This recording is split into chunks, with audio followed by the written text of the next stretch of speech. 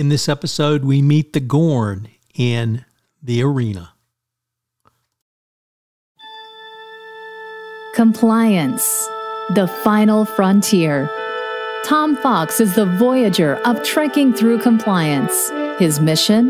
To explore the original series and seek out and share what it can teach you about compliance. Here's your host, Tom Fox.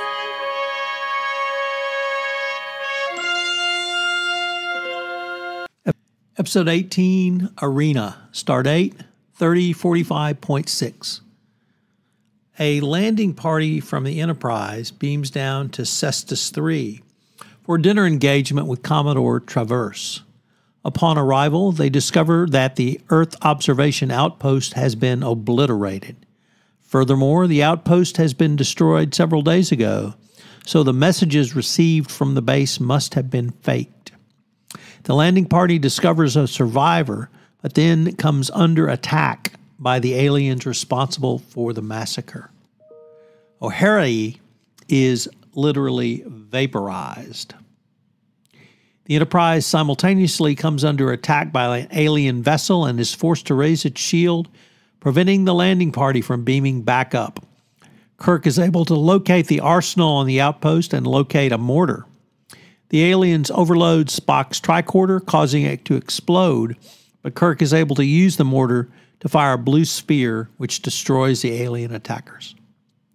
After returning to the ship and giving chase to the alien ship, the survivor reports that they were attacked by a ship which approached at space normal speed, then proceeded to bombard the outpost. The Enterprise increases its speed to warp 8 in order to catch the alien. You rarely hear of the spaceship Enterprise in the original series going warp 8.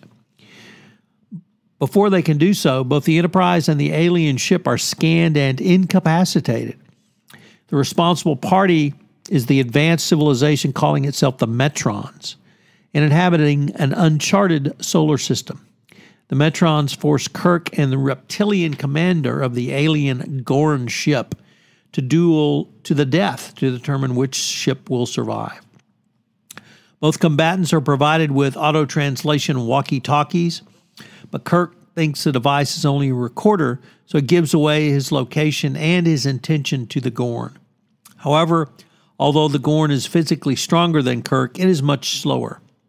Kirk rolls a boulder down a cliff and flattens the Gorn, only to see it push the rock aside and get up unscathed. Kirk then becomes ensnared in a set of ropes laid by the Gorn, but is able to escape, albeit with an injured leg. After Spock's entreaties to the Metrons, the crew of the Enterprise is permitted to watch the spectacle on the video monitor. Kirk is eventually able to outwit the Gorn by finding materials for making gunpowder, which consist of sulfur, carbon, potassium nitrate, i.e. saltpeter, and using it to propel the native diamonds, which are found on the planet, at the Gorn using a hollowed-out bamboo reed as a gun barrel. After winning the victory, Kirk convinces the Metrons not to destroy the Gorn ship, since it is possible that they view the Federation base as an encroachment on their territory. Kirk is returned to the Enterprise, which is mysteriously transported back to its original position on the way to Cestus III.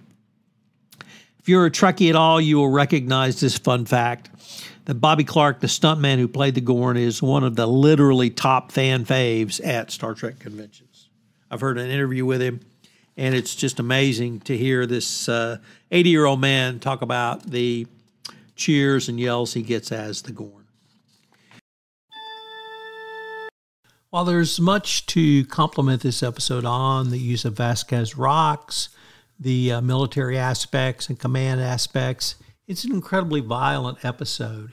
And you have the situation of really close order killing. The episode, I think, really stands the test of time and may be more relevant today than it is or was when it was released in 1966. We are carrying on war and have done for some time via drones, exemplifying the whole disconnectedness we see in this episode.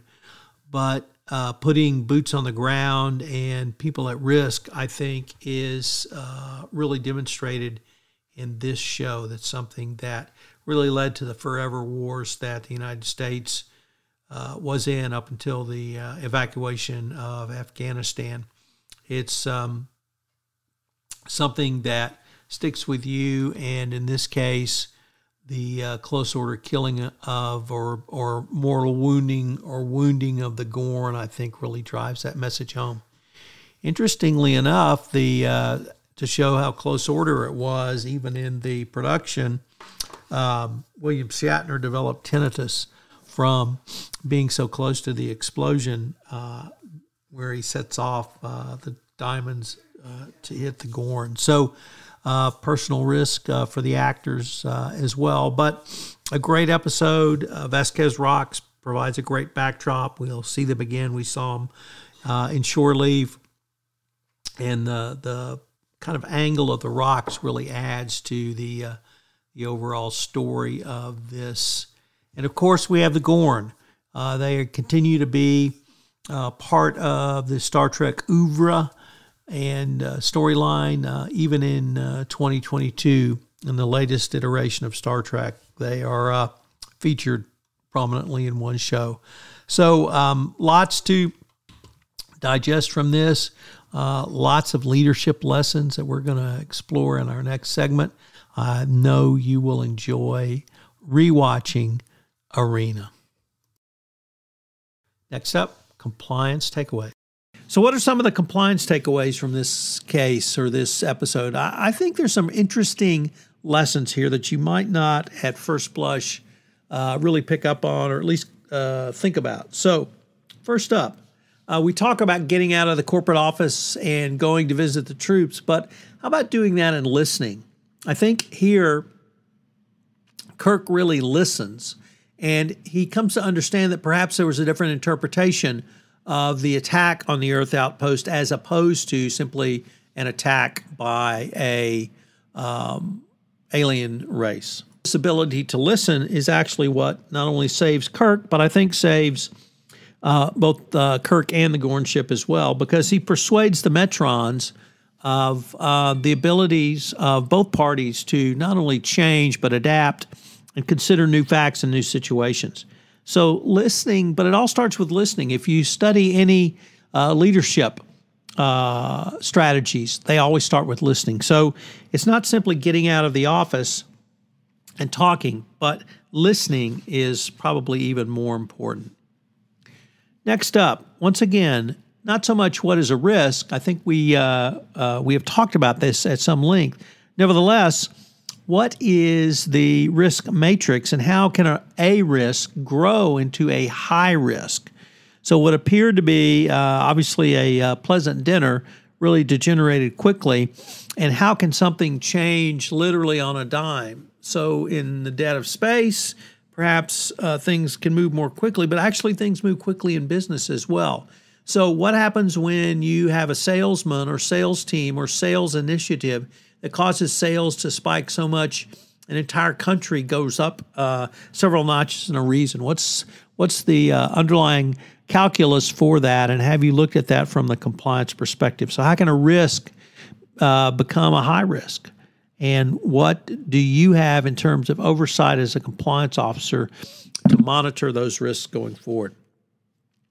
And then finally, even with facts on the ground that you think you understand, additional due diligence may be required. And I think this is really the seminal message from this episode, that Kirk came to understand that even though it appeared to be an unprovoked attack by the Gorn on the Earth outposts, additional inquiry may determine that there was a different reason for the attack. And that different reason for the attack may not forgive the Gorn, but certainly could go a long way towards explaining their behavior going forward. And the Metrons certainly were persuaded by this, but it was really the additional questions asked by Kirk and Kirk himself coming up with the answer. So what is your due diligence? How much due diligence have you done? And do you need to do additional due diligence even if there are facts on the ground? There's no rule or regulation which says once you have completed due diligence, you should not do additional due diligence. Of course, there are many companies that do ongoing monitoring, but even with facts on the ground, what are they right now for you? Join us tomorrow where we take up Tomorrow is Yesterday. Thank you. If you enjoyed this episode of Trekking Through Compliance, you can help it grow by sharing it with the biggest Trek fan you know.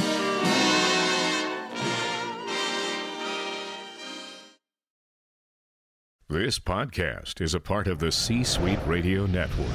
For more top business podcasts, visit c-suiteradio.com.